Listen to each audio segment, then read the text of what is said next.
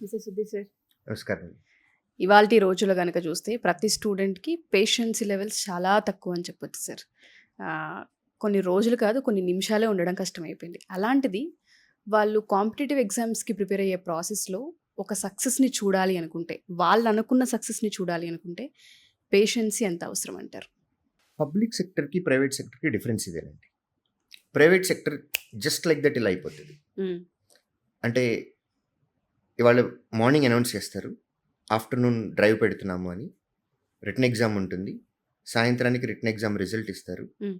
Night over night interviews చేసేసి late mid night offer letter ఇచ్చి very next day వచ్చి join అవ్వండి true. అని చెప్పేస్తారు. లేదంటే మండే జాయిన్ చాలా అవ్వండి. టెంప్టింగ్‌గా ఉంటాయి అవి. Yes.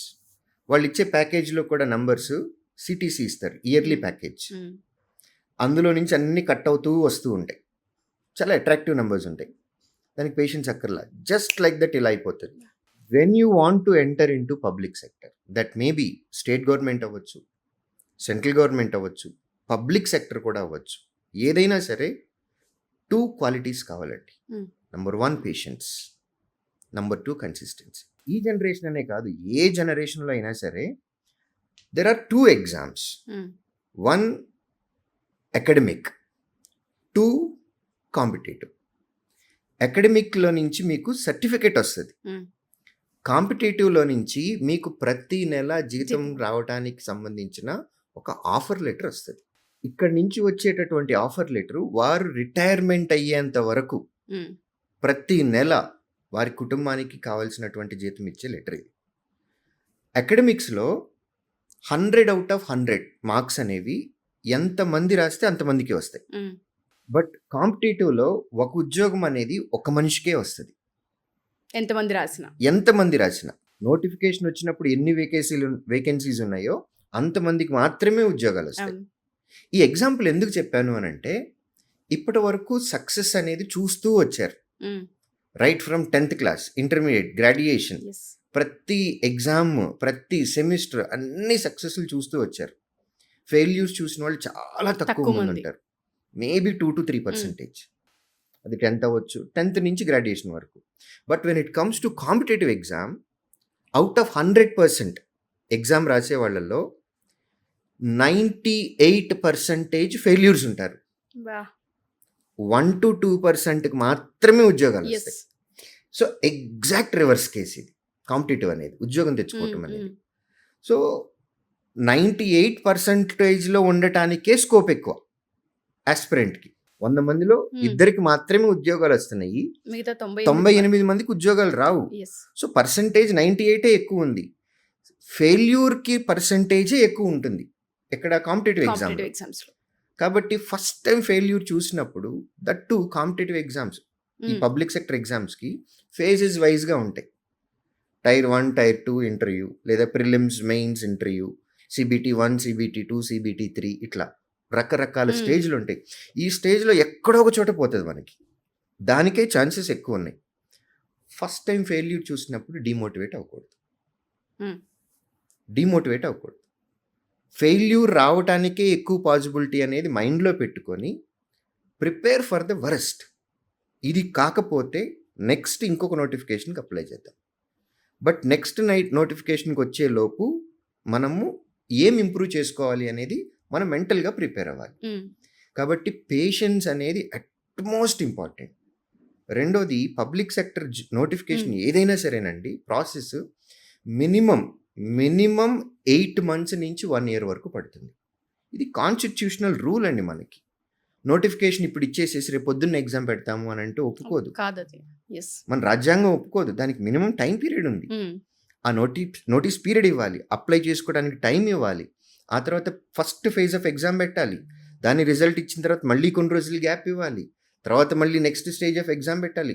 సో ఇదంతా కాన్స్టిట్యూషనల్ రూల్ మనకి. ఇదంతా బెస్ట్ కేసు తొందరగా నోటిఫికేషన్ కంప్లీట్ అయిపోయింది అని అంటే 8 months లేదా 12 months వరకు పడుతుంది. అంటే మన గ్రాడ్యుయేషన్ ఎంత సీరియస్నెస్గా చదివామో ఇది కూడా అంతే సీరియస్నెస్గా చదవాలి. ఆ పేషెన్స్ అనేది ఉండాలి. ఎట్లాంటి పేషెన్స్ ఉండాలి, ఎలాంటి కన్సిస్టెన్సీ ఉండాలి అని అంటే, ఈ నోటిఫికేషన్ మనం ఫెయిల్ అయ్యాము అని అంటే నెక్స్ట్ నోటిఫికేషన్కి అప్లై చేయాలి మనము అనే స్ట్రాంగ్ మైండ్ సెట్ ఉండాలి. అంత టైము మనం నిలబడటానికి, ప్రిపేర్ అవ్వటానికి ఓపిక మనకు ఉండాలి. ఓపిక, పేషెన్స్ అనేది ఉండాలి. కన్సిస్టెన్సీ. డే 1 ప్రిపరేషన్ అప్పుడు మనకి ఒక చాలా స్ట్రాంగ్ జీల్ తోటొస్తాం. హ్మ్. ఇవాళ నేను 12 గంటలు చదివేయాలి అని. అది కన్సిస్టెంట్‌గా మెయింటైన్ చేయాలి.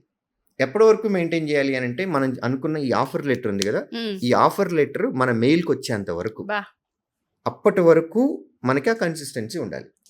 ఇవాల్టి రోజున చాలా సీరియస్‌గా గనక చదువుకుంటే గనక 1 ఇయర్‌లో ఉద్యోగం తెచ్చుకోవటం అనేది కష్టమేమీ కాదు. ఒకవేళ రాకపోతే ఎందుకు 1 ఇయర్‌లో హ్మ్. కష్టం కాదనంటే, నంబర్ ఆఫ్ నోటిఫికేషన్స్ అన్నున్నాయి.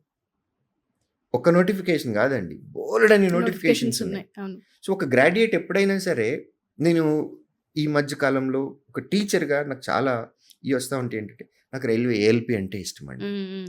నాకు ఇన్‌కమ్ టాక్స్ ఇన్స్‌పెక్టర్ అంటే ఇష్టమండి. నాకు ఆర్‌బీఐ గ్రేడ్ బి అంటే ఇష్టమండి. నాకు ఎస్‌బీఐలో పీఓ అంటే ఇష్టమండి. యెస్. మీ ఇష్టాలున్నాయి. Very good. బట్ భారతదేశంలో పుట్టినందుకు గాను మనకి అవకాశాలు చాలా ఉన్నాయి. ఒక గ్రాడ్యుయేట్‌కి మోర్ దెన్ 100 నోటిఫికేషన్స్‌కి అప్లై చేసే ఛాన్స్ ఉంది.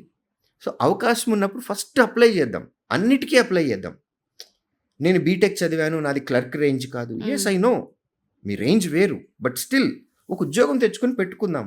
కాన్ఫిడెన్స్ వస్తది. యెస్. జాయిన్ అవుదామా లేదా అనేది తర్వాత సంగతి. సో, అవకాశం ఉన్న ప్రతి నోటిఫికేషన్‌కి అప్లై చేయటం. రైల్వే అవ్వచ్చు, స్టాఫ్ సెలక్షన్ కమిషన్ అవ్వచ్చు, ఇన్స్యూరెన్స్ అవ్వచ్చు, బ్యాంకింగ్ ఇండస్ట్రీ అవ్వచ్చు, స్టేట్ గవర్నమెంట్ జాబ్స్ అవ్వచ్చు, ఏదైనా సరే ఒక గ్రాడ్యుయేట్‌కి అవకాశం ఉన్నటువంటి అన్నిటికీ అప్లై చేస్తే 1 ఇయర్‌లో ఉద్యోగం తెచ్చుకోవటం కష్టమేమీ కాదు. ఒక ఉద్యోగం తెచ్చుకున్న తర్వాత నీ మనసుకు అనుకున్నటువంటి, హ్మ్. నీకు ఇష్టమైనటువంటి పోస్ట్ ఏదైతే మీకుందో దానికి రెండోసారి ప్రిపేర్ అవ్వండి. ఇట్ గివ్స్ యూ కాన్ఫిడెన్స్ అండి. మేము చూస్తూ ఉంటాం మా దగ్గర ఉండే పిల్లల్ని. అవును. అవును సార్. ఉద్యోగం లేకుండా ఎగ్జామ్ రాయటం వేరు. ఒక ఒక ఉద్యోగం ఉద్యోగం ఉంది చేతిలో అవును. పెట్టుకొని ఎగ్జామ్ రాయడం రాయటం వేరు. వేరు. సో, మేము సజెస్ట్ చేసేది అది. అవకాశం ఉన్న అన్ని నోటిఫికేషన్స్‌కి గనక అప్లై చేస్తే 1 ఇయర్‌లో ఉద్యోగం తెచ్చుకోవటం కష్టమేమీ కాదు. But what matters is consistency. Yes. And patience. ఈ ఫస్ట్ ఇయర్‌లో ఉద్యోగం తెచ్చుకునే ప్రాసెస్‌లో ఫస్ట్ నోటిఫికేషన్‌లో ఫెయిల్ అయినా, హ్మ్. సెకండ్ నోటిఫికేషన్‌లో ఫెయిల్ అయినా, నెక్స్ట్ దానికి అప్లై చేసేటటువంటి పేషెన్స్ కావాలి. సో, ఈ 2 ఫ్యాక్టర్స్ ఉంటే గనక కన్సిస్టెన్సీ అండ్ పేషెన్స్. ఈ 2 క్వాలిటీస్ ఉంటే పబ్లిక్ సెక్టర్‌లోకి ఎలిజిబిలిటీ ఉంటుంది. డెఫినెట్‌గా సార్. ఎవరైతే ఈ వీడియో చూస్తూ ఉంటుంటారో, కాంపిటీటివ్ ఎగ్జామ్స్‌కి ప్రిపేర్ అవుతూ ఉంటుంటారు. గవర్నమెంట్ సెక్టార్స్‌లో మేము జాబ్ చేయాలనుకుంటూ ఉంటారు. ఫస్ట్ మీ ప్రిపరేషన్ కన్నా ముందు ఈ ఎపిసోడ్ డైలీ ఒకసారి చూసే అలవాటుగా మార్చుకోండి. చాలా విషయాలు మీకు అర్థమవుతాయి. Thank you sir. Thank you so much. Thank you అండి.